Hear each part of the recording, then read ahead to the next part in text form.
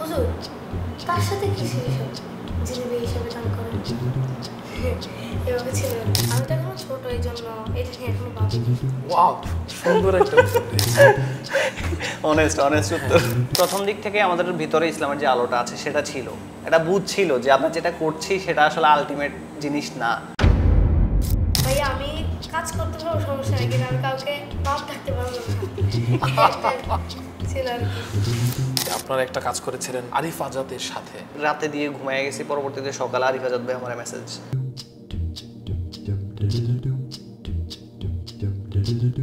আসসালামু আলাইকুম রহমতুল্লাহি ওয়া বারাকাতুহু নাহমাদুহু ওয়া নুসাল্লি আলা রাসূলিহিল কারীম আম্মা বাদ। প্রিয় দর্শক, আপনাদের সকলের প্রিয় গণমাধ্যম ফেস দ্য পিপলের ভিন্নধর্মী এই বিশেষ আয়োজনে আপনাদেরকে স্বাগত জানাচ্ছি। আমি মোহাম্মদ রাকিবুল ইসলাম রইস। বাংলাদেশে সুস্থ সংস্কৃতি এবং বিনোদন সম্প্রসারণে যারা কাজ করে যাচ্ছে এবং যাদের অবদান এই মুহূর্তে অনন্য, এরকম একটি টিম হলো প্র্যাঙ্কি বয়েজ, এবং যারা ইসলামের বিভিন্ন গুরুত্বপূর্ণ বিষয়গুলোকে খুব সুন্দর গল্পাকারে এবং রাসূল সাল্লাল্লাহু আলাইহি ওয়াসাল্লামের সুন্নতগুলোকে ছোট্ট ছোট্ট সুন্দরভাবে সাজিয়ে আমাদের সামনে শর্ট ফিল্ম বা ইসলামিক কন্টেন্ট হিসাবে উপস্থাপন করছে, তাদের মধ্যে অন্যতম এই টিম। আর আমাদের স্টুডিওতে আজকে উপস্থিত আছেন এই টিমের পরিচালক মাহমুদ ভাই এবং এই টিমের মধ্যমণি বলা যায় ছোট্ট নাহিদ ইসলাম। ওকে অবশ্য ইটস নাহিদ নামেও বলা যায়। সবাই খুব ভালোবাসে এবং ওর চেহারার মধ্যে একটা আলাদা মায়া আছে। তো ভাই, আমরা আজকে আপনাদেরকে পেয়েছি, এটা অনেক বড় একটা সৌভাগ্যের ব্যাপার। আপনাদের এত এত ব্যস্ততার মধ্যেও আপনারা আমাদেরকে সময় দিচ্ছেন।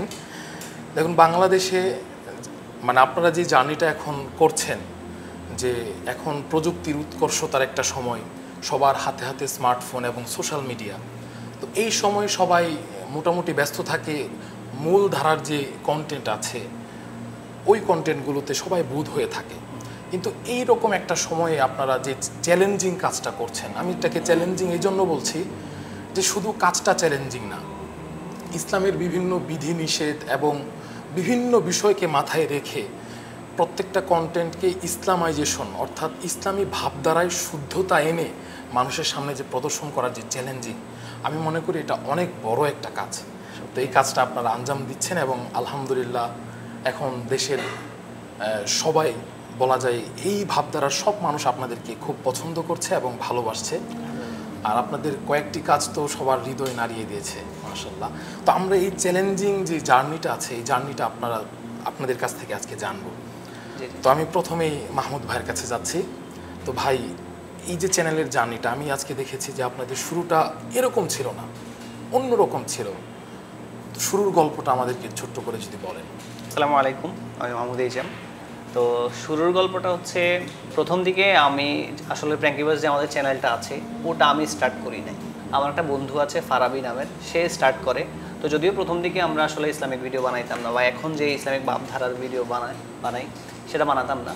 তো স্টার্ট করার পরে কিছুদিনের ব্যবধানে সে আসলে আস্তে আস্তে সরে যায়, তার ব্যস্ততার কারণে হয়ে উঠছিল না। তো পরবর্তীতে সে আমাকে চ্যানেলটা দিয়ে দেয়। তো চ্যানেলটা দিয়ে দেওয়ার পর আমি মাঝখান দিয়ে বের হয়ে গিয়েছিলাম আগে, যেহেতু আসলে আমরা যে কাজগুলো করতাম গতানুগতিক কাজগুলো, ওগুলো আসলে ইসলাম সাপোর্ট করে না। মিউজিক, তারপর হচ্ছে অনর্থক কার্যক্রম, এগুলো ইসলাম সাপোর্ট করে না। যার কারণে আমরা ছেড়ে দেওয়ার পরে আমাদের কিছু ভাই ব্রাদার্স ছিল, মুরব্বী কিছু মানে আমাদেরকে মেন্টর ছিল, এরা বলছে যে যেহেতু তোমাদের এই প্রতিভাটা আছে তোমরা ছেড়ে দাও কেন, তোমরা সামাজিক কিছু বানাও, ইসলামিক কিছু বানাও। যেহেতু তখন স্টার্ট 2017 সালের কথা বলছি, স্টার্ট হয়েছিল। তখন যখন আমরা কাজটা শুরু করি তখন ওনারা বলছিল যে ছেড়ে দিও না, তোমরা ইসলামিক কাজে লাগাও, হালাল পথে লাগাও, যেহেতু এইটার কিন্তু সামনে অনেক কাজ দিবে, তোমরা এই পন্থায় দিনের অনেক খেদমত করতে পারবে। তারপর থেকে আমাদের জার্নিটা আসলে শুরু, যে তখন ভেবেছিলাম যে আমরা এখানে থাকলে হয়তো ইনশাআল্লাহ আমরা ভালো কিছু করতে পারবো, স্মার্টলি দিনের প্রচারটা করতে পারবো। সেই থেকে আর কি আমাদের কাজটা জার্নিটা শুরু, আলহামদুলিল্লাহ এখনো চলছে। সম্ভবত 2018 সাল থেকে আপনাদের না, 2017 সাল থেকে আমাদের স্টার্টিং, 2017 সালের 9 ফেব্রুয়ারি। আপনারা যখন এই জার্নিটা শুরু করেন, আপনাদের সাথে তখন যারা শুরু করেছিল, এখন প্রায় বলা যায় সবাই কিন্তু ওই মূল ধারা বা মূল যে গণমাধ্যম বা মূল কন্টেন্ট ক্রিয়েশন, ওরা কিন্তু এখন সবাই দেশের স্বনামধন্য এবং বড় বড় জায়গায় চলে গেছে এবং গতানুগতিক কন্টেন্ট বানিয়ে। তো হঠাৎ করে ওই কন্টেন্ট ছেড়ে ইসলামের দিকে আসা, আপনি বললেন যে আপনাদের মেন্টর ছিল কিছু বড় ভাই, তাদের মাধ্যমে তো এমন কোনো ঘটনা কি ঘটেছিল যেটার পর আপনাদের মধ্যে এই ইসলামিক কন্টেন্ট বানানোর প্রতি একটা উদ্বুদ্ধতা আসে? বেসিক্যালি আমরা যেহেতু আসলে আমার ফ্যামিলি ধার্মিক ফ্যামিলি, আমাদের পড়ালেখাও মানে ম্যাক্সিমাম সময় মাদ্রাসায়, এরপর আস্তে আস্তে অন্যদিকে। তো প্রথম দিক থেকে আমাদের ভিতরে ইসলামের যে আলোটা আছে সেটা ছিল, একটা বোধ ছিল যে আমরা যেটা করছি সেটা আসলে আলটিমেট জিনিস না। তো এই বোধ থেকে আস্তে আস্তে আস্তে আস্তে আমরা মানে সিদ্ধান্ত নেই আর কি যে না এটা করা যাবে না, আমাদের এদিকে শিফট হওয়া লাগবে আলটিমেট গোলের দিকে। এটাই।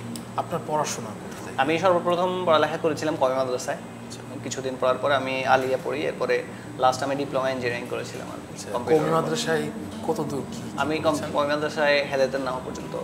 হিফজ পড়েছিলেন? না না না। আচ্ছা, হিফজ কি মানে অল্প একটু পড়েছিলেন? হিফজ পড়ে না? আচ্ছা, হেদায়েতুন নাহ অনেকটুকু পড়েছিলেন মোটামুটি। হ্যাঁ, এরপর স্কুল, এরপর হ্যাঁ এরপরে আলিয়া, এরপরে কলেজ। ও সম্ভবত আলিয়াতে পড়ছে। হ্যাঁ।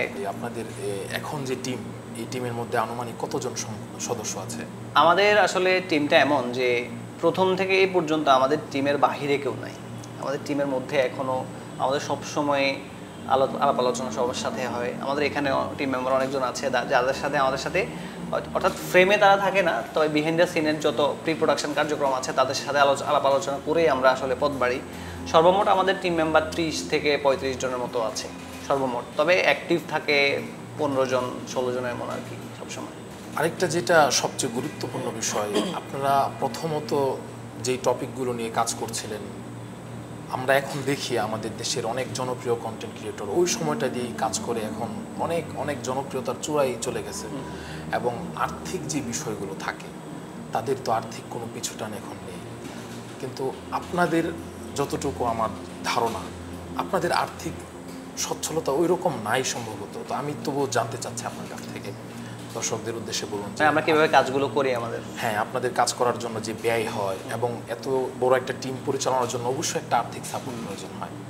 আমাদের আর্থিক সাপোর্টটা প্রথম দিকে আমি নিজে ফ্রিল্যান্সিং করতাম, তো ওখান থেকে নিয়ে এখানে এখন যেহেতু ফুল টাইম এদিকে শিফট করছি, সুতরাং এখন স্পন্সর দিয়ে হয় টুকটাক। যদিও আসলে ইসলামিক ভিডিওগুলোতে সেভাবে স্পন্সর, লাস্ট টাইম একটা কাজ করেছি আমরা শেষ স্মৃতি নামের, তো সেটার জন্য আমাদের ওটা 5ই মে নিয়েছিল, 5ই মে রিলিজ দেওয়ার কথা ছিল, সেটা রিলিজ হয়েছে প্রায় 1-1.5 মাস পরে, জাস্ট স্পন্সরের কারণে। প্রথম দিকে আমাদের কাজগুলো করতে সেভাবে আমাদের আসলে ব্যয় হতো না, যেটা আমাদের পকেট থেকে দিলে চলতো। বাট এখন মোটামুটি আমাদের একটা কাজে ভালোই বাজেট প্রয়োজন হয়, যার কারণে বাহির থেকে আসতে গেলে এটা অ্যারেঞ্জ করতে গেলে একটু বেগ পেতে হয়। তো তাও আলহামদুলিল্লাহ অনেক ভাই এগিয়ে আসছে, আশা করছি সামনে অনেক ভাইয়েরা এগিয়ে আসবে। এখন এর থেকে বড় আরও একটা প্রশ্ন আছে, যারা এই কন্টেন্ট নিয়ে কাজ করে তাদের কিন্তু আয়ের বড় উৎস থাকে কন্টেন্টটাই, অর্থাৎ এখান থেকে মনিটাইজেশন থেকে ফেসবুক ইউটিউব থেকে যে অ্যাডসেন্সের টাকাটা আসে ওটাই কিন্তু ওদের মূল সোর্স থাকে। তো এই জায়গাটা আপনারা কিভাবে হ্যান্ডেল করেন? আমাদের হ্যান্ডেল করছে আমাদের এখান থেকে আসে মোটামুটি। আর একটা ব্যাপার হচ্ছে আমাদের কিন্তু আমাদের কাজ অনুযায়ী কিন্তু সে অনুপাতে ভিউজ নাই, হ্যাঁ এটা একটা ইস্যু, যার কারণে ওখান থেকে নামমাত্র আসে বললেই চলে। তবে আমাদের ইচ্ছা আছে ইনশাল্লাহ যখন আমরা স্বাবলম্বী হব তখন এই সেক্টরগুলো, যেহেতু এখানের মধ্যে হারাম হালালের কিছু ব্যাপার স্যাপার আছে, এগুলো ইনশাল্লাহ অফ করে দিব। বাট এখন অফ করতে পারছি না, দেখা যায় প্রাসঙ্গিক অনেক খরচাদি থাকে আমাদের, যার জন্য এখনও ওগুলা আর কি চলমান আছে আর কি।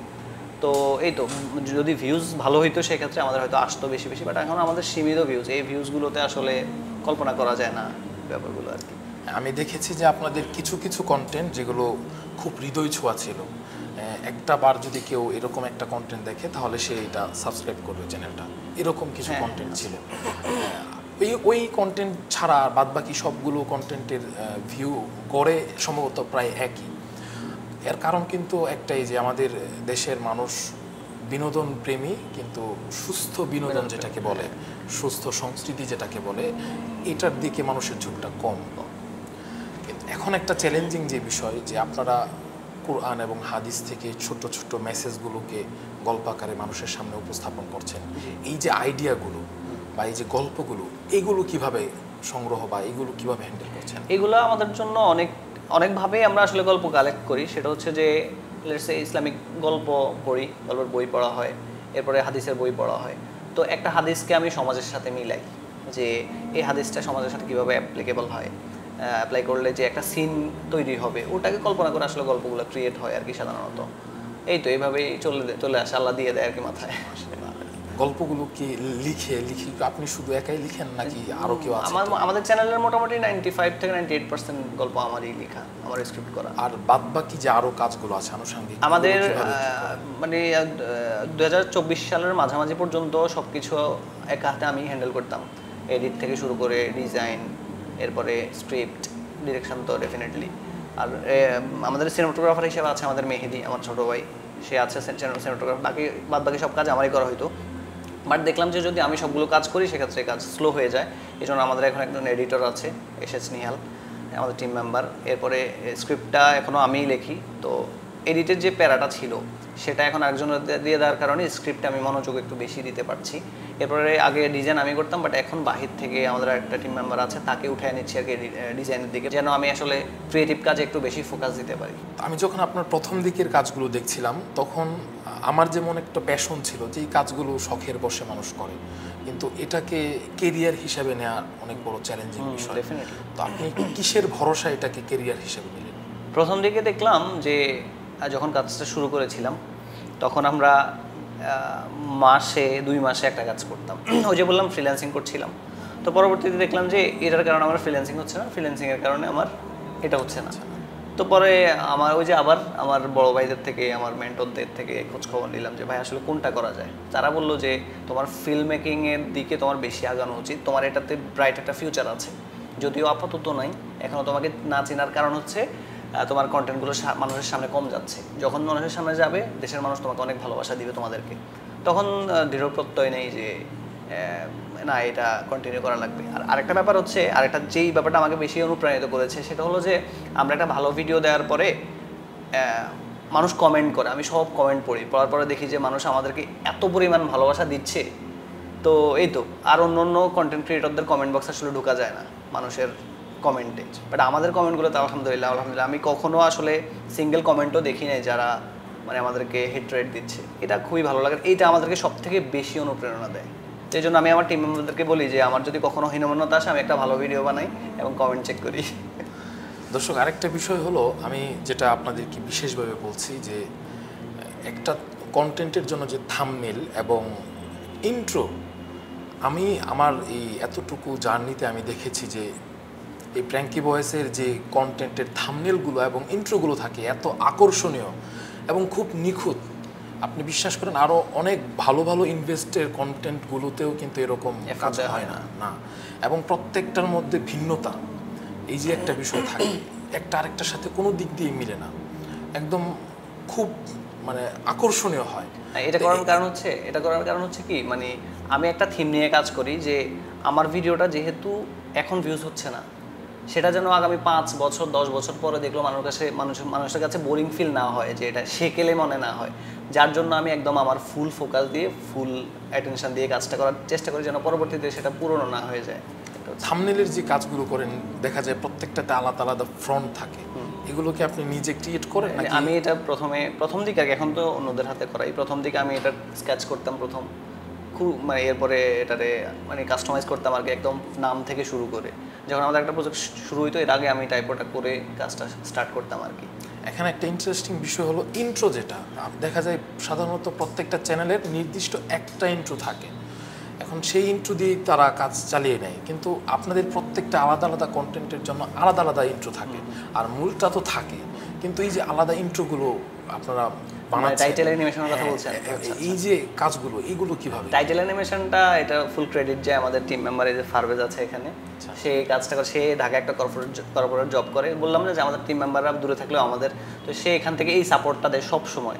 আপনি আমাদের যত টাইটেল অ্যানিমেশন দেখবেন সব এটা করবে, ইভেন আমাদের প্র্যাঙ্কি বাজের যে লোগো অ্যানিমেশনটা আছে সেটাও কিন্তু এই করছে। এটা কিন্তু খুব প্রিমিয়াম, একদম প্রিমিয়াম, খুবই প্রিমিয়াম। তো এই সাপোর্টটা আমি সবসময় ওর থেকেই নেই, তো এই তো যার কারণে সবসময় তার প্রতি আমি থ্যাঙ্কফুল। আমরা এখন আমাদের আজকের এই অনুষ্ঠানের মধ্যমণি এবং এই পুরো টিমের সম্ভবত মধ্যমণি, হ্যাঁ হ্যাঁ, এবং মানুষ বিশেষ করে আকাঙ্ক্ষার পর, মানে আমার কাছে এই চেহারাটা অন্যরকম একটা আকাঙ্ক্ষার চেহারা। আমি আকাঙ্ক্ষা দেখে আমি বাসে বসে বসে দেখছিলাম, আমি একবারে পুরোটা শেষ করতে পারিনি, কারণ মাঝখানে থামিয়ে আমি কিছুক্ষণ কান্না করেছি। এরকম একটা কন্টেন্ট ছিল এটা, মাশাআল্লাহ অনেক দুর্দান্ত। তো আমাদের ছোট্ট বন্ধু নাহিদ ইসলাম। নাহিদুল ইসলাম। নাহিদুল ইসলাম। তো আমরা সর্বপ্রথম এখন তার কাছে যেতে চাই। কেমন আছো তুমি? এই তো আলহামদুলিল্লাহ। আপনি কেমন আছেন? আলহামদুলিল্লাহ ভালো। তোমার বয়স কত হবে? আমার বয়স হচ্ছে 15 বছর। 15 বছর। তুমি এখন কোন ক্লাসে পড়ছো? আমি পড়ি ক্লাস 9-এ। 9-এ। আলিয়াতে? হ্যাঁ, আচ্ছা, মাশাআল্লাহ। তুমি এই টিমে জয়েন করেছো তখন কোন ক্লাসে ছিলে? তখন ক্লাস 6-এ মনে হয়। কিভাবে জয়েন হয়? 6 or 7, হ্যাঁ বলো। জয়েন মানে কিভাবে ভাইয়াদের সাথে তুমি অ্যাড হইছো অভিনয় আমি শুরু? ভাইয়াদের আগে থেকে ভক্ত ছিলাম। আচ্ছা। তখন আরো ছোট ছিলাম, মানে উনি যে বললো যে 18 সাল থেকে ওনারা ভিডিও করে, তো আমাদের বাজারে ওনাদের অফিস ছিল আর কি। আমি সবসময় যাইতাম ওনার সাথে, মানে দেখা করে আসতাম। তো বলে আসতাম ভাই আমাকে একটা ভিডিও নিয়ে। তারপর ওই সময় আমার একটা মানে শখ ছিল যে আমি, ওনার তো ক্যামেরা থেকে থাকতো, আমি বলতাম ভাই আমাকে একটা DSLR দিয়ে একটা পিক তুলে দিন। আরে কত ঘুরে ঘুরতাম ওনাদের পেছনে। পরে আমি যখন একটু বড় হয়েছি, ওনারা আমার টিকটক দেখছে একদিন, আমি টিকটক করতাম তখন। আচ্ছা। বুঝুন না, তখন তো সবাই শখের বয়স টিকটক করে। তো ওনারা আমার টিকটক দেখছিল, মানে কি বলতাম, মানে বুঝে বলতে পারতেছি না। টিকটক দেখছিল উনি, তারপর জিনিসটা আমাকে দেখা যাবে, এটা তুই না, কারণ আগে থেকে পরিচয় ছিল, এবং কি উনি আমার বড় ভাইয়ের বন্ধু আর কি, এই জন্য আর কি। আচ্ছা। তো পরে বললো তুই কি আমাদের টিমে কাজ করতে পারবি? আমি কোনো সমস্যা নেই ভাই, আমি তো আপনার পিছনে সবসময় ঘুরি কাজ করার জন্য। তো উনি বললো, আমি তারপরে বললাম যে ভাইয়া আমি কাজ করতে পারবো, সমস্যা নেই, কিন্তু আমি কাউকে বাপ ডাকতে পারবো না, একটা ছিল আর কি। পরে ওনাকে বললাম যে আমার ভাইয়ের থেকে একটু কথা বলেন। পরে ভাইয়ারা বলছে ভাইয়া তো এমনি আগে থেকে ওনাদের ফ্যান ছিল, ভাইয়ের বন্ধুত্ব, এই জন্য এই থেকে আর কি আমার জার্নি শুরু। আচ্ছা, তো পরিবারে কে কে আছে? পরিবারে আছে আব্বু আছে, আম্মু আছে, আর আমরা 4 ভাই। যখন শুরুর দিকে অভিনয়গুলো করেছিল তখন মানে মানে পারফরমেন্স কেমন ছিল? পারফরমেন্স ও তো প্রথম দিক থেকে গেলাম, ওর প্রথম ভিডিও ছিল জুয়ান, আমার একটা ক্যারেক্টার, আমাদের প্রথম চাইল্ড ক্যারেক্টার হিসেবে। তো তখন তো যখন সে প্রথম দিনে এসে আমাদের শ্যুট দেয়, তখন তো সবাই খুবই অ্যাপ্রিসিয়েশন। তখন আমরা ভেবে নিয়েছি যে এটা আমাদের ফিউচার, এটা দিয়ে অনেক ভালোভাবে কাজ করানো যাবে। এই তো। এখন তুমি তো দেশের একটা পরিচিত মুখ এবং ইসলামিক কন্টেন্ট ক্রিয়েশনে বলা যায় মানে চাইল্ড হিসাবে তুমি সবচেয়ে বেশি পরিচিত। তো মানুষের এত এত ভালোবাসা তোমার কেমন লাগে?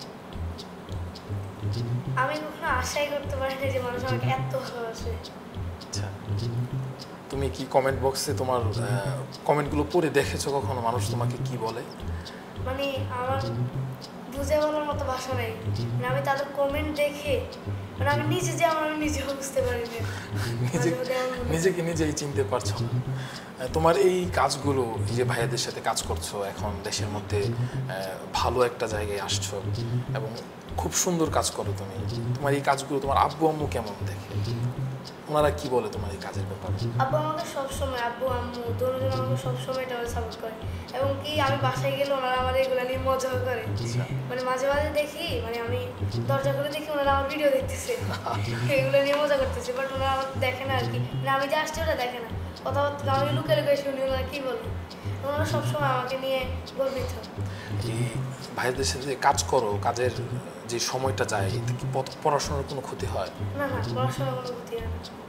আচ্ছা, এখন আরেকটা যেটা বিষয় হলো, তুমি আমি দেখলাম কিছুদিন আগে একটা মনে হয় পুরস্কার নিয়েছো, কি কি ক্যাটাগরিতে, কিভাবে পুরস্কারটা পেয়েছো? ওটা হচ্ছে জুনিয়র ট্যালেন্ট অ্যাওয়ার্ড একটা শো ছিল, ওইখানে কন্টেন্ট ক্রিয়েটরের ক্যাটাগরির মধ্যে আর কি আমাদের আকাঙ্ক্ষাটা দিয়েছিল, তো ওইখানে আমরা বিজয় হয়েছি। বিজয় বলতে মানে ক্যাটাগরিতে বেস্ট ফিল্ম মেকার হিসেবে অ্যাওয়ার্ড। আকাঙ্ক্ষার যে গল্পটা, আকাঙ্ক্ষার আগেও তো একটা কন্টেন্ট অনেক তার ভালো সাথে আছে। কিসের হিসেবে এটা হচ্ছে মাটির ব্যাংক। মাটির ব্যাংক, এটা হলো মনে হয় বাংলাদেশের সবচেয়ে বেশি আলোচিত হওয়া একটা ইসলামিক কন্টেন্ট। তো এই মাটির ব্যাংকের আমি দেখেছি, আমার সবচেয়ে ভালো লেগেছে এই বিষয়টা যে মাটির ব্যাংক অনেক বড় বড় উলামায়ে কেরাম তারা শেয়ার করছে। এই যে একটা ডায়লগ ছিল, ডায়লগটা একটু দর্শকদের উদ্দেশ্যে বলো। অবশ্যই ওটা ছিল এভাবে,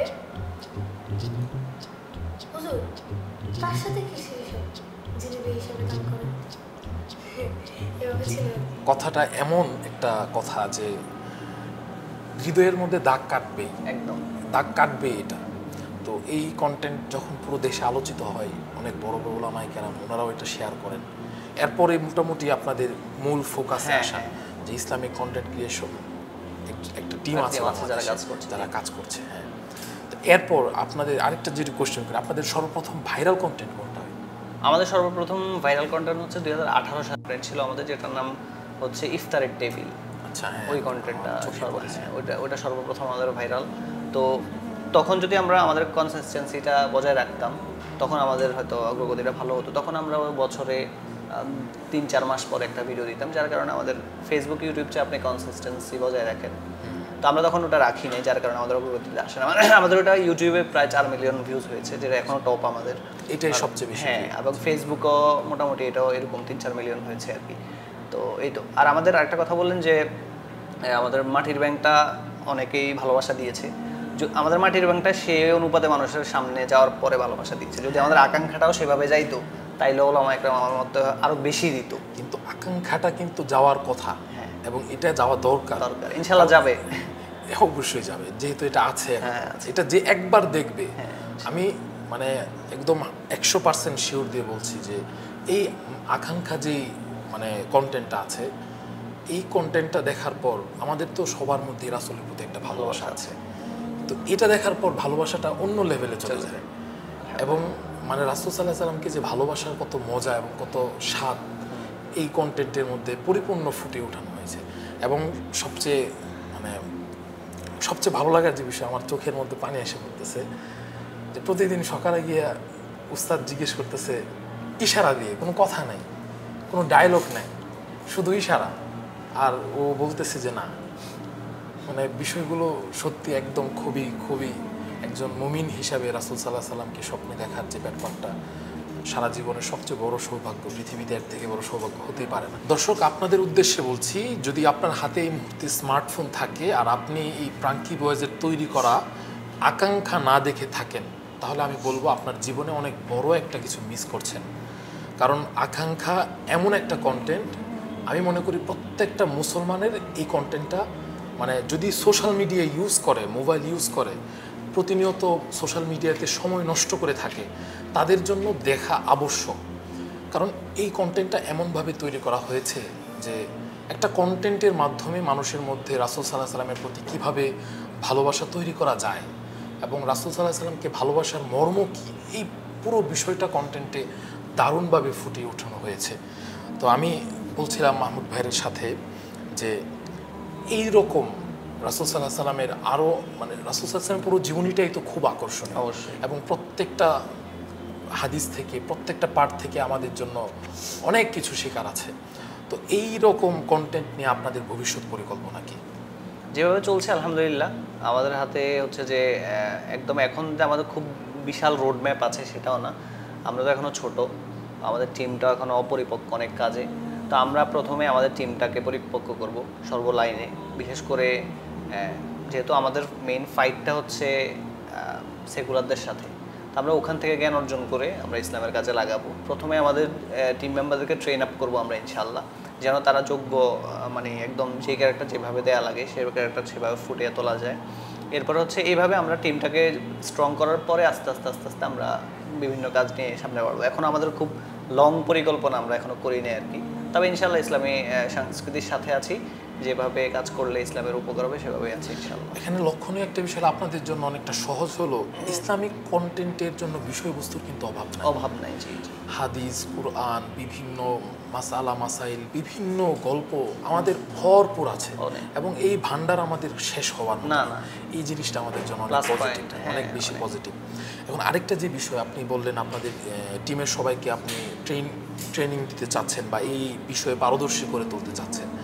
এখন ওনাদের বর্তমান পেশা কি এবং ওনাদের কি ভবিষ্যৎ পরিকল্পনা এমন যে ওনারা এটা কি পেশা হিসেবে নিচ্ছে বা এটাকে মূল পুঁজি হিসেবে জীবনযাপন করবে, এরকম কিছু ওনাদের ব্যাপারে? মেন ব্যাপার হচ্ছে একটা ছেলে বা একটা লোক সার্ভাইভ করার জন্য হইলেও তার একটা পেশা প্রয়োজন।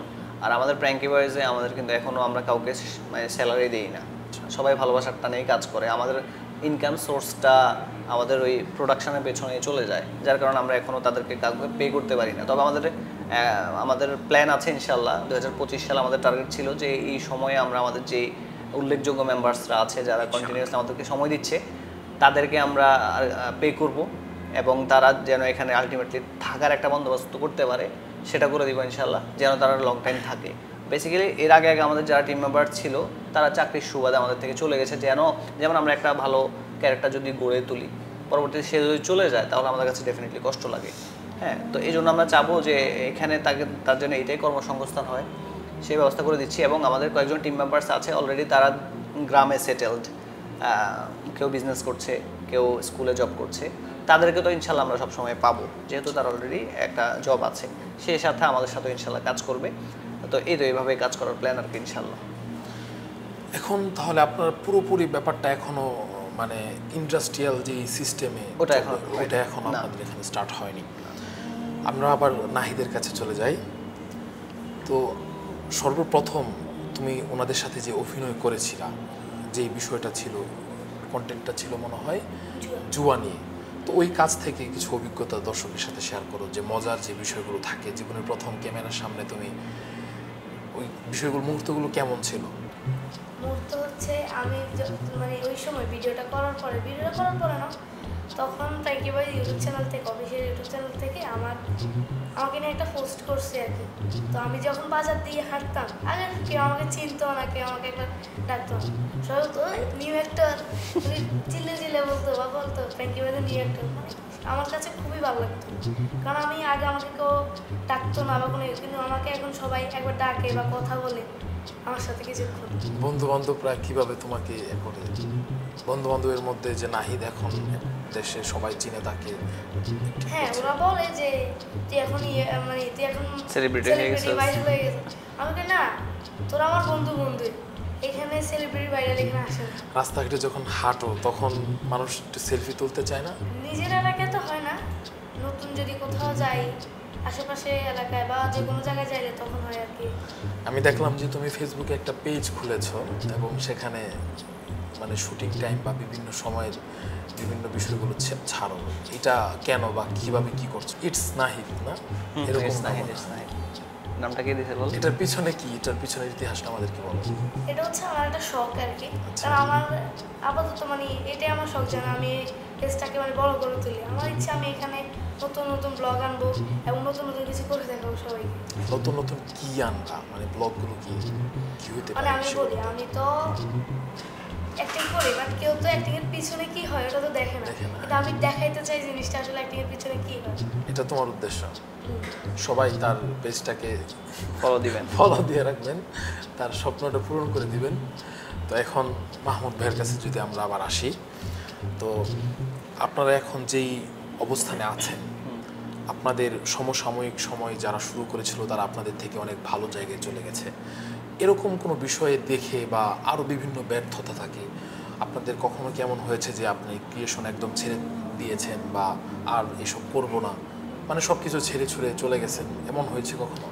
এটা হয়েছিল আমাদের ওই মাটির ব্যাংক যে কন্টেন্টটা করেছিলাম আমরা, এর মাসখানেক আগে আমি একটা ফেসবুক আমাদের প্র্যাঙ্কি বয়েজের পেজে আমি পোস্ট করেছিলাম যে এভাবে চলতে গেলে হয়তো ফিল্ম মেকিং জার্নিটা এখানে ইতি টানতে হবে, এরকম একটা পোস্ট করেছি। পরে আমার একটা বন্ধু ওটাকে শেয়ার দিয়ে লিখছে যে দেখ, অপেক্ষার ফল আসলে অনেক ভালো হয়। তো আমাদের খুব ফ্রাস্ট্রেটেড হয়েছিলাম, আমরা এত পরিশ্রম করে আসলে দিন রাত এক করে কাজ করছিলাম কিন্তু রেজাল্ট আসছিল না। তো এই তো খুবই হতাশা মনে হয়েছিল তখন অনেক ভাবছিলাম যে এখন কি ছেড়ে দিব নাকি, আর কি হবে নাকি। যতই মানে মানুষকে বুঝাইছি যে হ্যাঁ মানে আমার সমস্যা নেই, আমি কিন্তু দিন শেষে তো আসলে যখন আমরা একটা ক্রিয়েটরের মেইন অ্যাসেট হচ্ছে, মেইন পাওয়ার হচ্ছে ভিউজ। তো এত পরিশ্রম করে কাজ করছি কিন্তু দিন শেষে যদি ভিউজ না পড়ে সেক্ষেত্রে হীনমন্যতা চলে আসে। তারপরে তখন আমাদের আসছিল, এরপরে আসলে ওই অপেক্ষাটা বেশি মানে দীর্ঘ করা লাগে নাই, এই সিচুয়েশনটার পরে বেশি সময় অপেক্ষা করা লাগে নাই। এরপর আমাদের মাটির ব্যাংকটা ভাইরাল হয়, যার কারণে সারা বাংলাদেশ থেকে তো আমাদের খুব ঝড়ের গতিতে মানুষ আমাদেরকে কন্ট্যাক্ট করা শুরু করে, সাপোর্ট দেওয়া শুরু করে। বিশেষ করে বড় বড় আলেমরা, যেটা আমরা সবসময় চেয়ে আসছি যে ওখান থেকে যদি অ্যাপ্রুভাল পাওয়া যায় তাহলে তার কী লাগে। তো যখন এটা পেয়ে গেছি তখন তো আরও মানে সব হতাশাই কেটে গেছে। এই তো এভাবে চলছে আর কি। আরেকটা যে বিষয়, যেহেতু আপনারা ইসলামিক বিষয় নিয়ে কাজ করছেন এবং এটা খুব সেন্সিটিভ, যদি একটা ভুল মেসেজ মানুষের কাছে চলে যায় মানে মুহূর্তে আকাশ থেকে কিন্তু আপনাকে মাটিতে ফেলে দেবে, আর এটা খুব স্বাভাবিক। ধর্মীয় বিষয় কেউ একটু সামান্য ভুল মানতে নারাজ। তো এখন এই জন্য কিন্তু পেছন থেকে একটা ধর্মীয় একজন ভালো ব্যক্তি, কোনো আলেম বা এরকম কারো সাপোর্টটা বেশি প্রয়োজন? আপনাদের কেমন কেউ আছে? প্রথম দিকে আমি ওইভাবে আমার ফ্রেন্ড সার্কেল কিছু আছে আলেম, ওনাদের থেকে ক্রস কানেকশন করে নিতাম। যদি আমার কাছে কোনো ডাউট মনে হইতো তাইলে আমি ওনাদের থেকে আর কি নিয়ে নিতাম।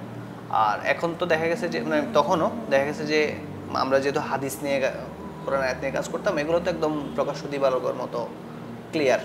তো ওই হাদিসটা রেফারেন্স নিয়ে আমরা কাজ করতাম। তো হাদিস যদি একদম এই সহি হয় সেক্ষেত্রে আমরা কাজ করতাম, যদি এখানে ইয়ে তাহলে আমরা হয়তো অনেক সময় অ্যাভয়েড করতাম।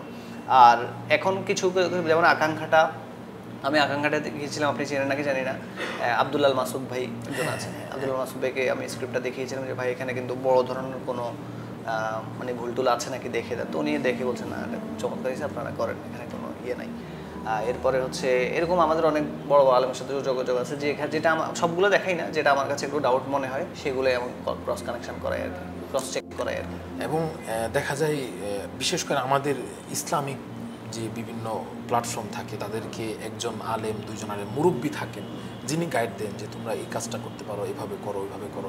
এরকম কি কেউ নির্দিষ্ট কেউ আছে? নির্দিষ্ট এরকম কেউ নাই, তবে অনেকজনই আছে। তবে আমার প্ল্যান আছে ইনশাল্লাহ আমি খুব তাড়াতাড়ি উপদেষ্টা কমিটির মধ্যে কয়েকজন আলেমকে একদম, যারা আমাদেরকে একদম সবসময় টিউন আপ করে গাইডলাইন দেয়, তাদেরকে আমি একদম সাংগঠনিকভাবে সেভাবে নিয়ে আসবো যেন তারা সবসময় আমাদেরকে তত্ত্বাবধান করতে পারে, দিতে পারে। দেখা গেছে একজনরে তো দিলে হয় না, দেখা অনেক ব্যস্ত থাকে, এরকম অনেকজনকে রাখবো যেন ওনারা স্বাচ্ছন্দ্যবোধ, যেহেতু যাদের সাথে যোগাযোগ আছে তারাই আসলে খুব ভালোবাসার সহিত আমাদের সাথে ইয়ে করে, তো তাদের থেকে সহযোগিতা নেব ইনশাআল্লাহ। এরকম একটা প্ল্যান আছে অনেক আগ থেকে আমাদের। দেখা যায় যারা ইসলামিক কন্টেন্ট করছে বা আগে করেছে এমন অনেক আছে যারা এখন ছেড়ে দিয়েছে। এর অন্যতম একটা কারণ থাকে আমাদের মাসআলাগত, যে অ্যাডসেন্স থেকে যে টাকাগুলো আসে সেটা হালাল নাকি হারাম, অনেক বড় একটা মাসআলা, আমরা এখানে সমাধান করার কোনো ওয়ে নাই। সর্বপ্রথম তো আমাদের শ্রদ্ধার জায়গা হলো ধর্ম, আমাকে যেভাবে গাইড করবে আমি সেভাবে চলতে বাধ্য। এরকম কি কখনো হয়েছে যে হালাল হারামের ব্যাপারটা সামনে আসার কারণে পিছনে পড়ে গেছেন বা এই বিষয়টা আপনার বাধা হয়ে দাঁড়িয়েছে কখনো? যেহেতু ওই যে আমি আগেই বললাম যে আমাদের যে খুব পরিমাণ আমরা আর্ন করছি তা কিন্তু না, আমাদের আর্নিংটা এখনও লিমিটেড, অনেক লিমিটেড, যেটা হয়তো অনেকে বিশ্বাসও করবে না। তো আমাদের যেমন আমার এখন বর্তমানে মেইন সোর্স হিসাবে এবং সোর্স অফ ইনকাম হিসাবে আমার চলছে, আমি কিছু প্রমোশনাল কাজকর্ম করি বিভিন্ন প্রোডাক্টের, সেগুলো থেকে আমার মেইন সোর্স অফ ইনকাম আসে। আর মেইন যে ব্যাপারটা বললেন এটা নিয়েও মানে আমি এই ব্যাপারে আমি একজনের ফতোয়াটা দিকে ফলো করি, সেটা হচ্ছে মুফতি তারেক মাসুদ, পাকিস্তানের, চেনেন নাকি আমি জানি না। তো উনি একটা ফতোয়া দিয়েছে যে যেহেতু ওনার একটা বড় ফতোয়া আছে, যেটা আমি এখন বলে আসলে করতে চাচ্ছি, তো ওনার একটা ফতোয়া আছে যেটা অনুযায়ী আমি চলছি আর কি। যদি আমাদের কখনো স্বাবলম্বী হয় সেক্ষেত্রে আমরা এটা অফ করে দিব, এটা হচ্ছে আমার ফাইনাল সিদ্ধান্ত আর কি ইনশাআল্লাহ। আমরা দেখেছি যে বাংলাদেশ ইসলামিক কন্টেন্ট নিয়ে বা ইসলামিক ভাবধারা নিয়ে কাজ করার মতো এমন অনেক মানুষ আছে যারা পিছিয়ে গেছে। এর মধ্যে আমি অন্যতম যদি বলি, আমাদের একজন শ্রদ্ধেয় আলেম, লেখক, গবেষক এবং খুব ভালো চিন্তাবিদ শরীফ মোহাম্মদ সাহেব। জি জি, উনি কিন্তু আমাদের সুস্থ চিন্তাধারার জন্য আমাদের বাংলাদেশের আকাশে উজ্জ্বল একজন নক্ষত্র। তা আপনি জানলে অবাক হবেন, ওনার একটা ইসলামিক পোর্টাল ছিল শুধুমাত্র এই আর্থিক যে বিষয়গুলো বা এই কারণে পোর্টালটা আজকে বন্ধ। শুধু ওনারটা না, বাংলাদেশে ইসলামিক এই ধারার যারা কাজ করছে অনেক আছে, যে বড় বড় প্ল্যাটফর্ম তৈরি হয়ে গেছে, কলরব, তারা এখন অনেক ভালো পর্যায়ে চলে গেছে, তাদের প্রত্যেকটা কাজে এখন স্পন্সর আসছে।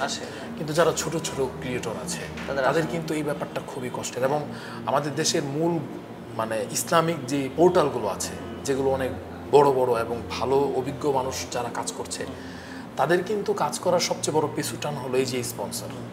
এখানে কেউ ইনভেস্ট করতে চায় না। তো আমি দর্শক যারা দেখছেন আপনাদের উদ্দেশ্যে বলবো যে আমাদের সমাজে অনেক দানবীর আছেন, আমাদের সমাজে অনেক ব্যবসায়ী আছেন, অনেক ইন্ডাস্ট্রিয়াল আছেন। আপনারা বিভিন্ন জায়গায় আপনাদের যে কোম্পানির পক্ষ থেকে বা নিজের ব্যক্তিগত পক্ষ থেকে আপনারা ইনভেস্ট করেন, স্পন্সর করেন।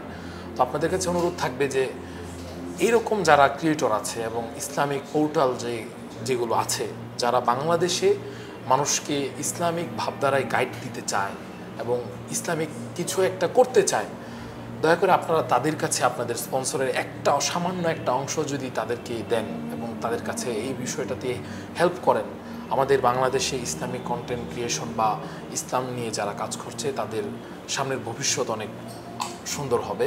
তো আমার অনুরোধ থাকবে আপনারা এই বিষয়টা একটু দেখবেন। এগুলা আরেকজন ক্রিয়েটর আছে কিন্তু ইসলামিক কন্টেন্ট ক্রিয়েট করে, আকিব আহমদ। আকিব ভাই, হ্যাঁ, উনি কিন্তু সেম ইসলামিক ভাবধারার কন্টেন্ট বানাচ্ছে, কিন্তু ওনার কিন্তু ভিউ প্রচুর।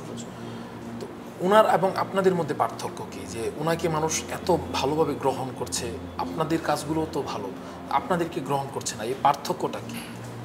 এটা তো ওই আকিব ভাই নিজেও আমারে বলে যে ভাই আমাদের ভিডিওগুলো মানে খুব ইয়ে করে বানিয়ে ফেলি, এত ভিউজ হয়, বাট আপনাদেরগুলো হচ্ছে না কেন। উনি একদিন আমারে বললো যে ভাই এটাতে আমার কাছেও খারাপ লাগে, আপনাদের ভিডিও বেশি হওয়ার। এটা আসলে আমরাও জানি না, হয়তো আমাদের কন্টেন্ট ক্রিয়েশন উনি আমাদের থেকে অনেক বেশি অভিজ্ঞ, যার কারণে উনি ওই পাবলিক কোন জিনিসটাতে বেশি গ্র্যাপ করবে ওই টাইপের কন্টেন্টগুলো, উনি ম্যাস অডিয়েন্স কোন টাইপের কন্টেন্ট বেশি খায় ওটা বেশি ফলো করে। আর কন্টেন্টের জন্য সবচেয়ে ইম্পর্টেন্ট কিন্তু প্রথম 3 সেকেন্ড 10 সেকেন্ডের একটা আকর্ষণটা দেওয়া, যে প্রথম 3 সেকেন্ডে কন্টেন্টে আটকে যাবে।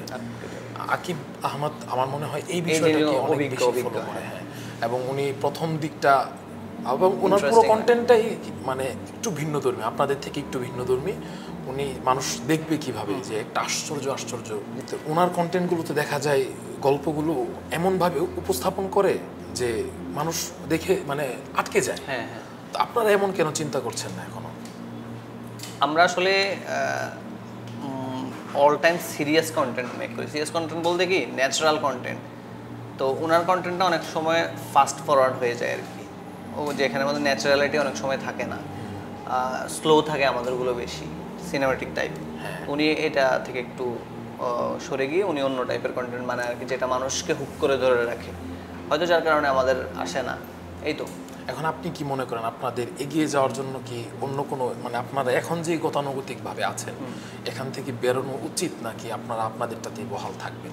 আমরা তো আসলে শুধুমাত্র যদি ভিউজের দিকে ফলো করি সেক্ষেত্রে হয়তো ওই টাইপের কন্টেন্টও আমাদের ফোকাসে দেওয়া লাগবে। তবে আমি চাচ্ছি না যে আমরা আমাদের ট্র্যাক থেকে বের হয়ে অন্য অডিয়েন্সকে গ্র্যাব করে আনা।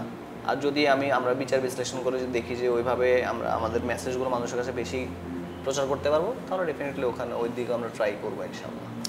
এই ক্রিয়েশনে, ইসলামিক ক্রিয়েশনে আপনাদের যদি বলি আইডল কাদের থেকে দেখেন, আইডিয়া নেন, এরকম যদি বলি তাহলে কাদেরকে ফলো করেন আপনারা? এইটা আসলে স্পেসিফিক একজন দুইজন নাই। ইসলামিক কন্টেন্টের ব্যাপারে আসলে ওইভাবে আমি কাউরে বাংলাদেশে তেমন কেউ নেই। বাহিরেও আসলে ইসলামিক কন্টেন্ট যে মানুষ খুব করে তাও না, কিন্তু সবাই করে মিউজিক দিয়েই আসলে সবাই নাম কাওয়াজতে ইসলামিক। এই যে এখানে একটা যে কথা বলেন মিউজিক, এটা কিন্তু খুব গুরুত্বপূর্ণ একটা পয়েন্ট, যে আপনি একটা কন্টেন্ট মানুষের ভালো লাগবে এমনভাবে বানাতে চাচ্ছেন, কিন্তু সেটাতে মিউজিক ইউজ করা যাবে না, তাহলে তো ভালো লাগবে আমাদের জন্য খুবই চ্যালেঞ্জ। তাহলে ভালো লাগবে না। আপনি একটা কন্টেন্ট বানাতে চাচ্ছেন, মানুষ এটার প্রতি আকৃষ্ট হবে, কিন্তু সেটাতে কোনো নারী নাই, মেয়ে নাই, তাহলে তো সেটাও মানুষের ভালো লাগার কথা না। কিন্তু তবুও মানুষের ভালো লাগছে, এই যে মেকিংটা, এটা কিন্তু অনেক বড় চ্যালেঞ্জিং। এই কাজটা কিভাবে করে থাকে? এটা প্রথম দিকে তো এখনো আলহামদুলিল্লাহ অনেক ব্যাপারটা ইজি হয়েছে অনেক বিষয়াদি জানার জন্য। প্রথম দিকে কিন্তু আমি খুবই আর কি হতাশাগ্রস্ত হইতাম মিউজিক সিলেকশনের ব্যাপারে, যেহেতু আসলে একটা ভিডিও আপনি সুন্দর করার জন্য ব্যাকগ্রাউন্ড স্কোরিংটা খুবই গুরুত্বপূর্ণ। আপনি কাউকে একটা সিনের মধ্যে কাউকে ভয় দেখাবেন, আতঙ্কে ফেলবেন, ভালোবাসা নিয়ে আসবেন বা ইমোশনাল করে তুলবেন, এইগুলা মিউজিক কিন্তু খুব বড় রোল প্লে করে। হ্যাঁ, তো এই জিনিসটা প্রথম দিকে আমরা খুবই প্যারা খাওয়া লাগছে। তো এখন এটা থেকে বের হয়ে আসা গেছে, আমার কিছু ভাই ব্রাদার হয়েছে যারা ইসলামিক মিউজিক অঙ্গনে কাজ করে, হামিং নিয়ে কাজ করে, তারা আমাকে খুব বেশি হেল্প করে এই ব্যাপারটা নিয়ে। তো তাদের সহযোগিতায় আলহামদুলিল্লাহ এখন মিউজিকগুলো বানাইতে পারছি। এবং এখানে একটা ভালো লাগার বিষয়, সেটা হলো দর্শক, যে ওনাদের যে হামিংগুলো ইউজ করা হয় ইমোশনগুলো ফুটিয়ে তোলার জন্য, এগুলো কিন্তু পরিপূর্ণ একদম ফ্রেশ, মানে ভয়েস দেওয়া হয়, মানে কণ্ঠ ইউজ করে বানানো হয়। সাধারণত আমরা দেখি আরও অনেক ক্রিয়েটর আছে যারা এই মাসালাগত কারণে সরাসরি বলে না যে মিউজিক ইউজ করতেছে, কিন্তু তবুও সামান্য কিছু ইউজ হয়। কিন্তু আমি প্র্যাঙ্কি ভয়েসের মধ্যে যতগুলো দেখছি আমার চোখে পড়ছে যে সব একদম ফ্রেশ, যে কণ্ঠ দিয়ে তৈরি করা হয়েছে। তো আপনাদের নিজস্ব এই সেটআপ বা নিজস্ব, আমাদের নিজস্ব ফ্রেন্ড সার্কেল যারা বললাম যে কিছু মনে হচ্ছে যে কলরব থেকে আপনারা মানে প্রথম দিকে আমরা কলরব থেকে নিয়ে ইউজ করেছিলাম, তো পরবর্তীতে দেখলাম যে এগুলো তো কপিরাইট আসে, তো যার কারণে এখন আর ইউজ করি না। তবে কলরবের সাথে এখন আমাদের সাথে অ্যাক্সেস আছে, যেহেতু সবাই আমাদেরকে চিনে। এখন কোনোটা যদি না ইউজ করলেই নয়, ওগুলো ইউজ করে ওনাদেরকে বলে দিলে ওনারা কপিরাইটটা তুলে দেয়, এটুকু হয় আর কি। যেমন কলরব আছে, এরপরে হচ্ছে হলিডিউন আছে, এরপরে আপনার আবু ওয়াইদা ভাই আছে, ওনাদেরকে বলে দিলে ওনার কপিরাইটটা তুলে দেয় আর কি। মোটামুটি এখন সবার সাথে আসলে পরিচয় আছে, তো যার জন্য এই ব্যাপারটা ইজি হয়ে গেছে। আমরা এখন আবার নাহিদের কাছে যাব। নাহিদ, তোমার ভবিষ্যৎ পরিকল্পনা কি? তুমি যেই পথে এসেছো, এই পথে যারা বড় হয় তারা তো সেলিব্রিটি হয়, স্টার হয়, তারা দুনিয়ার লাইনে স্টার হয়ে যায়। আমাদের ইসলামিক অঙ্গনে অভিনয় করে, অভিনয়ের মাধ্যমে ইসলামকে ফুটিয়ে তুলে এখনো কেউ স্টার হয়নি। তো তোমার ভবিষ্যৎ মানে এই লাইনটা তো মানে ওইখানে সামনে তো অন্ধকার, কেউ এখন আলো জ্বালায় নেই। তো তোমার এটা নিয়ে পরিকল্পনা কি? আমার পরিকল্পনা বলতে আমার ইচ্ছা মানে এইভাবে আমি সবসময় সবাইকে সামাজিক ভিডিও দিয়ে যেতে, মানে সবার জন্য এইভাবে করে যেতে। এত ছোট উত্তরে আমার পেট ভরেনি। আর বড় উত্তরে আমি যে তোমার এই বিষয়টা নিয়ে ভবিষ্যৎ পরিকল্পনা কি? তুমি এই পথে কত দূর হাঁটতে চাও? আমি তো এখনো ছোট, এই জন্য এটা নিয়ে এখনো ভাবিনি। ওয়াও, সুন্দর একটা উত্তর দিয়েছে। অনেস্ট উত্তর। আচ্ছা, তুমি যখন মানে কাজ করো তখন হাতে যে স্ক্রিপ্ট থাকে সেটা কি হুবহু প্লে করো নাকি নিজে থেকে কিছু আসে? হুবহু প্লে করি, আবার অনেক সময় নিজ থেকেও চলে আসে। অনেক সময় হয় না আমাদের আঞ্চলিক ভাষা ভিডিও হয়, ওটা তো নিজ থেকে মানে বের হয়ে যায়, একদম গড়গড় করে বের হতে থাকে। আঞ্চলিকতাটা এমনই। নাহিদের হাসিটা কিন্তু সবচেয়ে বেশি সুন্দর, বিশেষ করে ওর গালের মধ্যে যে টোল পড়ে এটার কারণে ওর হাসিটা আরও বেশি সুন্দর হয়। তো আমরা এখন মাহমুদ ভাইয়ের কাছে যদি আসি, ভাই আপনাদের এখনও পর্যন্ত আমি আপনাদের চ্যানেলে দেখেছি প্রায় 313টা ভিডিও।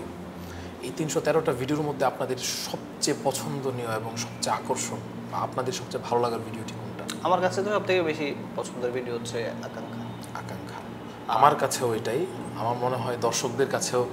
দর্শক যারা এখনো পর্যন্ত এই আকাঙ্ক্ষাটা দেখেননি, আমি আপনাদেরকে বলবো যে আপনাদের এটা দেখা উচিত। আপনারা যদি এই ভিডিও দেখেন এবং সোশ্যাল মিডিয়া ইউজ করে থাকেন, আকাঙ্ক্ষা যদি দেখে না থাকেন তাহলে এখন এই ভিডিওটা পজ করে আগে আকাঙ্ক্ষা দেখে তারপরে এটা দেখবেন। কারণ আকাঙ্ক্ষা হলো প্রত্যেকটা মুমিনের আকাঙ্ক্ষা। এই কাজটা এমন একটা দুর্দান্ত কাজ। প্রথম দিকে আমি আসলে কেউ যদি প্রশ্ন করতো যে আপনাদের বেস্ট ভিডিও কোনটা, তখন আমি বলতে পারতাম না। তখন আমি 3-4টা 4-5টা ভিডিওর নাম বলতাম। বাট যখন থেকে আকাঙ্ক্ষা বানাইছি তখন আমি বলছিলাম যে আমাদের বেস্ট ভিডিও আমাদের বানানো শেষ। হ্যাঁ, রাসূল সাল্লাল্লাহু আলাইহি ওয়াসাল্লামের এই জায়গা থেকে, ওনার জীবন থেকে, বিশাল জীবন, আমাদের শেষ নাই এই জীবনের। তো আশা রাখবো যে প্রাঙ্কি বয়েস ইনশাল্লাহ রাসূল সাল্লাল্লাহু আলাইহি ওয়াসাল্লামকে এই সমাজের মধ্যে তাদের মতো করে ফুটিয়ে তোলার মতন সর্বোচ্চ চেষ্টা করে যাবে। তো এখন আপনি যদি আরেকটা জিনিস দেখেছি যে আপনারা একটা কাজ করেছিলেন আরিফ আজাদের সাথে, তো এই কাজটা কিভাবে কি আসে? আমরা তো ওনার সাথে এখনো কোনো কানেক্টিং করার কোনো ওয়ে নাই, আপনারা এটা কিভাবে কি করেছেন? যখন আমি 2020 সালের কথা, 2021 সালের কথা, তো তখন আমি একটা ইসলামিক মিডিয়া হাউসের সাথে কাজ করতাম যেটার নাম নহর মাল্টিমিডিয়া। এটা হচ্ছে রাহবার মাল্টিমিডিয়ার সাথে ওনারা কাজ করে। রাহবার মাল্টিমিডিয়া যারা ওই আলোকিত জ্ঞানী করে আর কি, নহর মাল্টিমিডিয়া। তো নহর মাল্টিমিডিয়ার সাথে আমার সাথে লিঙ্ক হয়েছে, আমার কাজগুলো ওনারা দেখার পরে ওনারাও ইসলামিক মিডিয়া নিয়ে কাজ করার প্ল্যান করছে। পরে আমাকে ওনারা টানছে আর কি। তো পরে ওনারা একদিন আমার বললো যে একটা স্ক্রিপ্ট ভয়েস ওভার দিছে, আরিফ আজাদের বই থেকে কোট করে একটা ভয়েস ওভার দিয়ে বললো যে তুমি এটা দিয়ে একটু এডিট করে দাও। তো ওনারা এক্সপেক্ট করছিল আর কি যে ওই ভয়েসের সাথে ছবি স্লাইড করে কিছু যদি আমি দিই। তো পরে আমি বললাম যে ভাই আমি করবো এটা দিয়ে, আমি আমার মতো করে ট্রাই করে। বললো যে হ্যাঁ, ইউ ক্যান ডু এনিথিং। তো পরে আমি আর কি একটা শ্যুট করি ওটা দিয়ে, ওই ক্যারেক্টারটার উপরে আমি ক্যারেক্টার প্লে করে ভয়েস ওভারে ওই শর্ট ফিল্মটা করি। পরবর্তীতে দেখলাম যে আমি রাতে দিয়ে ঘুমিয়ে গেছি, পরবর্তীতে সকালে আরিফ আজাদ ভাই আমার মেসেজ, আরিফ আজাদ ভাই সরাসরি আমার সাথে কখনো কথাও হয় না, কিছু হয় না, ওনাদের সাথে হোয়াটসঅ্যাপে মেসেজ হয়েছে নাকি? তখন মেসেঞ্জারে উনি আমাকে রিকোয়েস্ট দিয়ে মেসেজ দিয়েছে। তো যেটা আমার তখন আমি অনেক ছোটো মানুষ, 3-4 বছর আগের কথা, মাত্র কাজকর্ম শুরু করছি। তো ওনার একটা মেসেজ পাওয়ার পর তো আমার তো খুবই ভালো লাগা কাজ করেছে। তো এইটাই ছিল ওই কাজটার এক্সপিরিয়েন্স আর কি। ওনারা আমার থেকে এত বেশি এক্সপেক্ট করে না, বাট আমি আমার সর্বোচ্চ দিয়ে চেষ্টা করার পরে আরিফ আজাদ ভাই থেকে নক পাই, এটা ভালো লাগা ছিল আর কি। ওনার প্রত্যেকটা বই তো দুর্দান্ত এবং খুব সুন্দর সুন্দর গল্প আকারে, উনিও কিন্তু খুব অসাধারণ লেখেন। তো ওনার বই থেকেও তো আপনারা অনেক কাজ করতে পারেন যদি ইচ্ছা হয়। উনি অলরেডি আমাদেরকে অ্যাক্সেস দিয়ে রাখছে যে আপনারা যদি চান তাহলে আপনারা আমাদের সাজেস্ট সিরিজটা নিয়ে কাজ করতে পারেন। তবে এগুলা কাজ করতে গেলে দেখা যাচ্ছে অনেক ব্যয়বহুল ব্যাপার। উনি আবার আমাদেরকে আশ্বাস করছিল, বা আরেকজন আছে যে মাহফিলের অথরিটি, ওনারা বলছে যে আমাদেরকে ফুল সাপোর্টটা দিবে। তবে আমরা এখনও দেখা গেছে যে প্রফেশনালি কাজ করার ক্ষেত্রে অনেক পিছিয়ে, যদিও আমরা ইউটিউব ঘেটে অনলাইন ঘেটে অনেক কাজ মোটামুটি শিখে ফেলছি, তবে প্রফেশনালি যে একটা কাজ তোলা লাগে প্রফেশনাল আর্টিস্ট দিয়ে, ওটার দিকে আমরা এখন অনেক পিছিয়ে। যখন আমরা মোটামুটি পরিপক্ক হয়ে যাব তখন ইনশাল্লাহ, যখন আমরা মানে পরিপক্ক বলতে কি দেখা গেছে আমাদের একটা শর্ট ফিল্ম উঠাতে শুটিংয়েই লাগে আমাদের 4-5 দিন 5-6 দিন। হ্যাঁ, তো প্রফেশনাল যারা কাজ করে তারা কিন্তু এই কাজটা একদিনে তুলে ফেলে। কেন? তারা একটা হাউস ভাড়া করে ওখানে শ্যুট করে তুলে ফেলে। তো আমাদের ওই এক্সপিরিয়েন্সটা গ্যাদার করা লাগবে, দেন আমরা এরকম বড় বড় সিরিজে কাজ করতে পারবো। অলরেডি আরিফ আজাদ ভাই ওনারা কিন্তু আমাদেরকে অ্যাক্সেস দিয়ে দিছে, পারমিশন দিয়ে দিছে, আপনারা কাজ করেন ইনশাল্লাহ। যদি এই কাজটা হয় যে সাজিদ সিরিজের উপর, এটা দুর্দান্ত এবং বেস্ট একটা কাজ হবে, এবং এই কাজটা সহজ হয় সম্ভবত টেলিভিশন বা ওদের সাথে যদি কোনোভাবে কোলাপ করা যায়, তাহলে ওদের মানে আমাদের দেখা যাচ্ছে প্রায় প্রত্যেকটা কাজের পিছনে সবচেয়ে বড় পেছুটান হলো আর্থিক সাপোর্টটা যদি আসে তাহলে এই কাজগুলো অনেক ভালোভাবে মানুষের সামনে উপস্থাপন করা যাবে।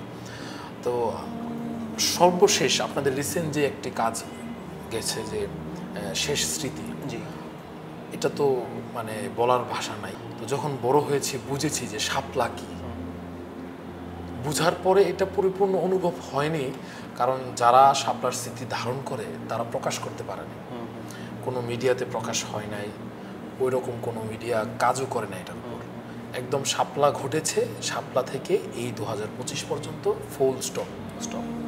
এ বিষয়ে কোনো সাউন্ড নাই, এবং উলামায়ে কেরাম ওয়াজ মাহফিলের ময়দানে ক্লাসে ছাত্রদেরকে এই স্মৃতিগুলো স্মৃতিচারণ করেছে। ওই সময় যারা তলবে এলেম ছিলেন ওনারা ওনাদের বন্ধু বান্ধব বা আমরাও আমাদের উস্তাদদের থেকে, আমাদের বড় সিনিয়রদের থেকে কারগুজারি শুনেছি। এই শেষ স্মৃতি কিন্তু ওই স্মৃতিটাকে আবার পুনরুজ্জীবিত করে দেয়, এবং এটা আমি মনে করি বাংলাদেশের রাজনৈতিক এবং ভূখণ্ডের দিক থেকে অনেক বড় একটা জায়গা। তো শেষ স্মৃতিটা, এর পেছনের কাহিনী কি বা এর পেছনের গল্পটা কি, এই গল্পের পিছনে কাজ করার উদ্দেশ্য কি? মানে মেন কাহিনী হচ্ছে, আমি কিন্তু এই যে গল্পটা আছে, যে টপিকটা আছে, গল্প না গল্প আমি মানে পরে বা মানে ক্রিয়েট করছি, যে টপিকটা আছে এই টপিকটা কিন্তু আমি অনেক আগেই আর কি ভেবে রাখছিলাম। তো ইভেন করবো ভাবছিলাম, করি না, কারণ ওই যে বুঝেন সিচুয়েশন করলেই তো আমাদের হইতো। তো আমি একটা জিনিস আমার মাথায় আসছে, এই গল্পগুলো যদি আমি না করি বা আমরা না করি আর কেউ নাই, আর কেউ নাই। হ্যাঁ, এইগুলো থেকে আর কি মেন উদ্দেশ্যটা না, এটা করা লাগবেই। যেই মানুষটাকে আমরা ডেডিকেটেড করেছি উনি হচ্ছে আমাদের পাশের গ্রামেরই বলা চলে। তো এই ভালোবাসাগুলো থেকেই এই যে এক কথা বললাম যে আমরা যদি না করি তাহলে করবে কি, এই চেতনা থেকে আসলে কাজটা করা আর কি। এই কাজটা মানে আমাদের এই সময়ে এসে কেন গুরুত্বপূর্ণ, আমরা শাপলা ভুলে যেতে চাচ্ছি, আমরা শাপলাকে ধারণ করতে পারিনি। প্রত্যেকেই বিগত স্বৈরাচার শাসনামলে বিগত 16-17 বছর যারা যা থেকে বঞ্চিত হয়েছে, এই 25-24 আন্দোলনের পর সবাই তাদের সব বঞ্চিত পাওনাগুলো সবাই নিয়ে নিচ্ছে, সবাই তাদের অধিকারগুলো বুঝে নিয়েছে বা বুঝে নিতে যাচ্ছে, বুঝে নিবে, এটা শিওর। কিন্তু শাপলা যারা জাগরণ করেছিল, যারা শাপলা ধারণ করেছিল, যারা শাপলার ভুক্তভোগী, তারা কি পেরেছে, তারা কতটুকু পেরেছে? ওইখানে বিগত 12 বছরে আমরা শুধু পেয়েছি একটা লিস্ট, আমাদের শহীদদের একটা লিস্ট ছাড়া শাপলার আর কোনো প্রাপ্তি নাই এখনো। এবং সবচেয়ে কষ্টের যে জায়গা, এই যে স্মৃতি, শেষ স্মৃতি যেটা করলেন, এটা কেন আমাদের বেশি ইম্পর্টেন্ট, যে এখনো পর্যন্ত হেফাজতের যে মামলাগুলো আছে, এখনো পর্যন্ত বিভিন্ন মামলায় উলামায়ে কেরামের সেই মামলাগুলো এখনো চলমান, অথচ অন্য সব রাজনৈতিক দল, অন্য সব পক্ষ বিপক্ষ সবাই নিজেদের মামলাগুলো শেষ করে ফেলেছে, যারা ভিতরে ছিল তারা বেরিয়ে গেছে, তাদের সবার রাস্তাগুলো ক্লিয়ার। শুধুমাত্র হেফাজত, শুধুমাত্র শাপলা আমাদের পিছুটান এখন।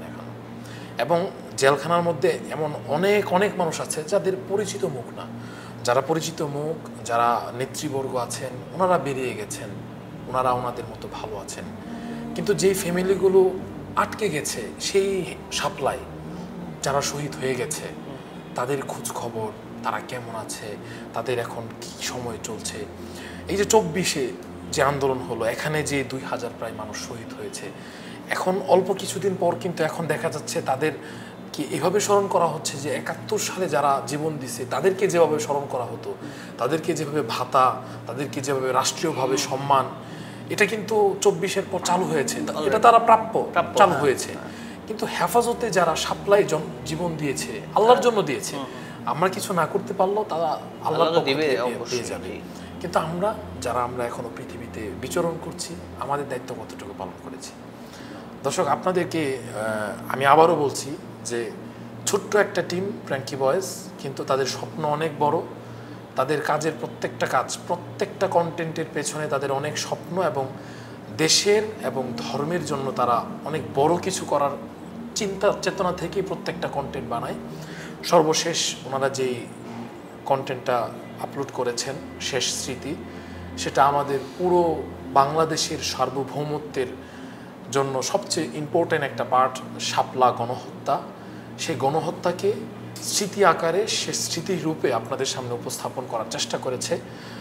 আমি আবারও আপনাদেরকে বলবো, আপনারা এই শেষ স্মৃতিটা দেখবেন এবং অন্যদেরকে দেখাবেন, যেন আমাদের মধ্যে সেই শাপলার স্মৃতিটা আবার জাগরণ ঘটে। এবং যারা শাপলায় নিজেদের জীবনটাকে বিলিয়ে দিয়েছে এই ভূখণ্ডে ইসলামকে প্রতিষ্ঠা করার জন্য, তাদের পরিবারগুলোর যেন আমরা খোঁজ নিতে পারি এবং তাদের জন্য যেন আমরা সামান্য হলে দোয়া যেন করতে পারি। তাদের তো এটাই প্রাপ্য। আমরা তাদের জন্য একটু দোয়া যদি করি, তারা আল্লাহর কাছ থেকে অনেক ভালো কিছু পাবেন অবশ্যই। তো আমরা একদম শেষ পর্যায়ে চলে এসেছি। এখন আপনার কাছে যে প্রশ্নটা থাকবে, এই যে কন্টেন্ট ক্রিয়েশনের যে আপনি যে জার্নিটা, আপনি যে লাইনে আগাচ্ছেন, এটা কেউ আসতে চাচ্ছে না, কেউ আসছেও না, খুব কম।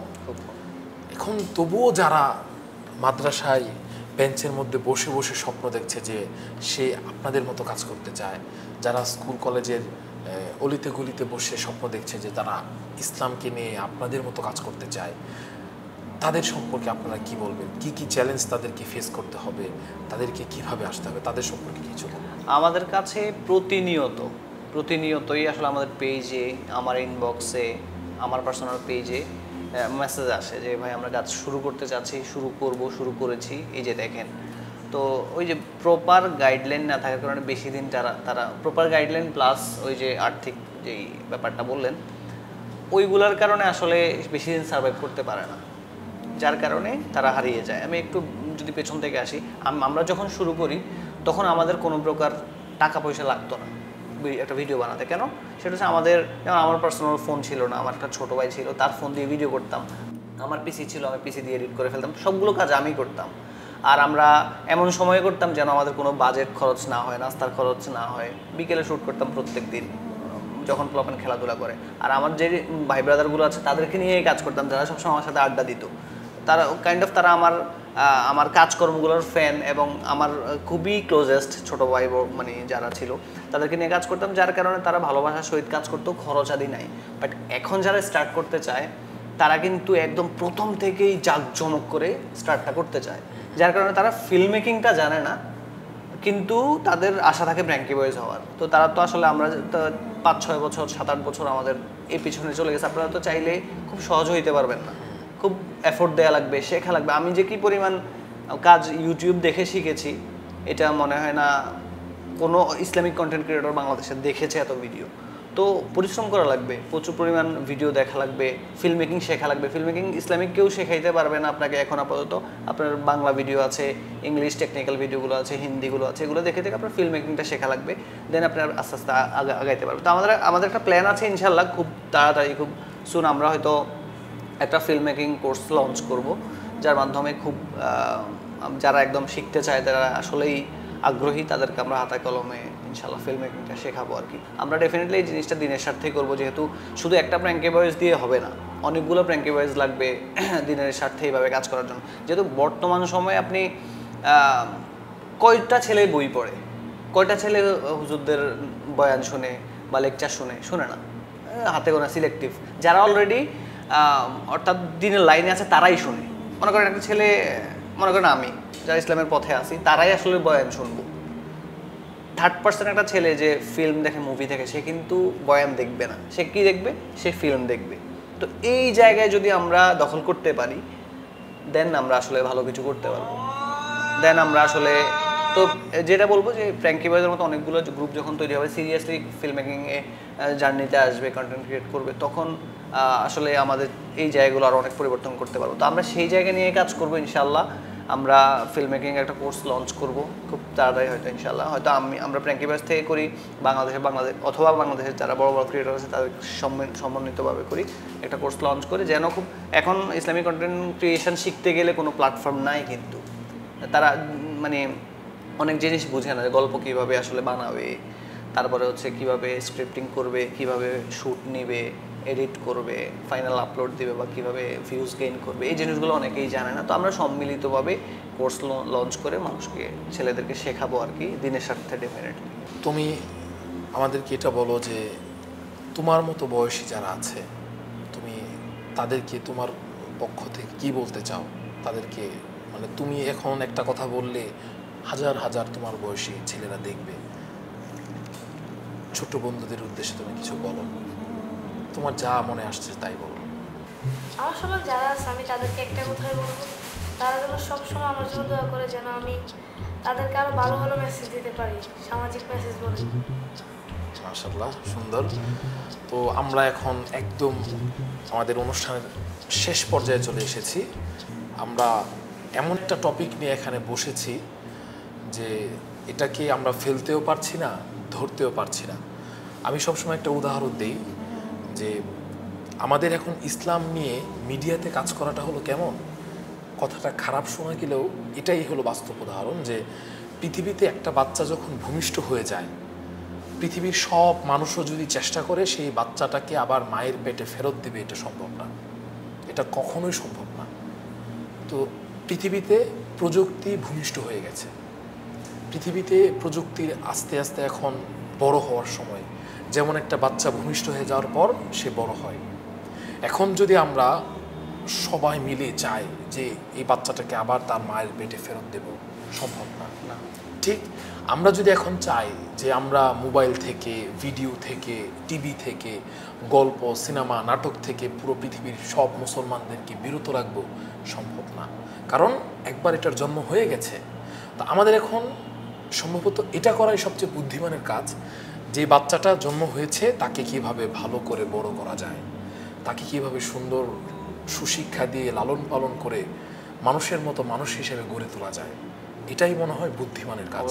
ঠিক প্রযুক্তির দিকেও আমার মনে হয় এটাই সবচেয়ে বুদ্ধিমানের কাজ হবে, যে এই প্রযুক্তিকে ব্যবহার করে কিভাবে আমরা এখন ইসলামকে আধুনিক করে না, আধুনিকতাটাকে কিভাবে ইসলামিক করতে পারি। এর সবচেয়ে উজ্জ্বল উদাহরণ হলো আমাদের ডক্টর জাকির নায়েক। উনি আরও 20 বছর আগে যেই স্বপ্ন দেখেছেন এবং যে কাজটা করেছেন, আমরা সেই কাজটা এখন করতে কি আমরা চিন্তা করতেও ভয় পেয়ে যাব। তো মিডিয়া এটা এখন এমন একটা পর্যায়ে এখন এসেছে এবং ভবিষ্যতে যাবে যে আমরা প্রত্যেকটা মানুষ নিজের ইচ্ছা অনিচ্ছায় এটার সাথে জড়িত হয়ে যাব। আমাদের মনে হয় এখন সবচেয়ে বুদ্ধিমানের কাজ হবে যে এটাকে ভালোভাবে ব্যবহার করা, আর সেটার একটা রাস্তা হলো এরকম সুন্দর সুন্দর কন্টেন্ট আমাদের সমাজকে উপহার দেওয়া, আমাদের এই উম্মাকে উপহার দেওয়া, যে কন্টেন্টের মধ্যে থাকবে ইসলামের বিভিন্ন দিক নির্দেশনা এবং সুন্দর সুন্দর মেসেজ। বিশেষ করে রাসূল সাল্লাল্লাহু আলাইহি সাল্লামের জীবনের গল্পগুলো অসাধারণভাবে এরকমভাবে ফুটিয়ে তোলা, আমার মনে হয় এটা এই জায়গার জন্য পারফেক্ট একটা কাজ। আমি বলতে চাচ্ছি বুদ্ধিমানের কাজ হলো এখন এই বাচ্চাটাকে কিভাবে লালন পালন করে বড় মানুষের মতো মানুষ করা যায়, এটাই আমাদের সর্বশেষ কথা থাকবে। এবং শেষে আমি বলতে চাই যে আমি অনেক বড় করে ফেলছি, আমরা একদম শেষ করে ফেলবো। আমাদেরকে আজকে সময় দিয়েছে ফ্র্যাঙ্কি বয়েজের পরিচালক মাহমুদ ভাই এবং ছোট্ট বন্ধু নাহিদ। তো দুজনকে অনেক অনেক কৃতজ্ঞতা জানাই। দর্শক, আমি আশা করি আপনারা এতক্ষণ আমাদের সাথে ছিলেন, আপনাদের সময়টি নষ্ট হয়নি, এবং এই যে ওনাদেরকে আমরা আমাদের এখানে আনতে পেরেছি এই জন্য আল্লাহর কাছে অনেক বেশি কৃতজ্ঞ এবং ওনাদের শুকরিয়া আদায় করছি। আপনাকে অনেক ধন্যবাদ, অনেক অনেক শুকরিয়া। তো ইনশাআল্লাহ আবার কোনো একদিন নতুন কোনো একজন অতিথিকে নিয়ে আপনাদের সামনে উপস্থিত হব। সে পর্যন্ত সবাই ভালো থাকবেন, আমাদের জন্য দোয়া করবেন যেন আমরা মিডিয়াতে এবং সোশ্যাল প্ল্যাটফর্মে আপনাদের জন্য ইসলাম নিয়ে কিছু কাজ উপহার দিতে পারি, সেই শুভকামনায়। আসসালামু আলাইকুম ওয়া রাহমাতুল্লাহি ওয়া বারাকাতুহু। আসসালামু আলাইকুম।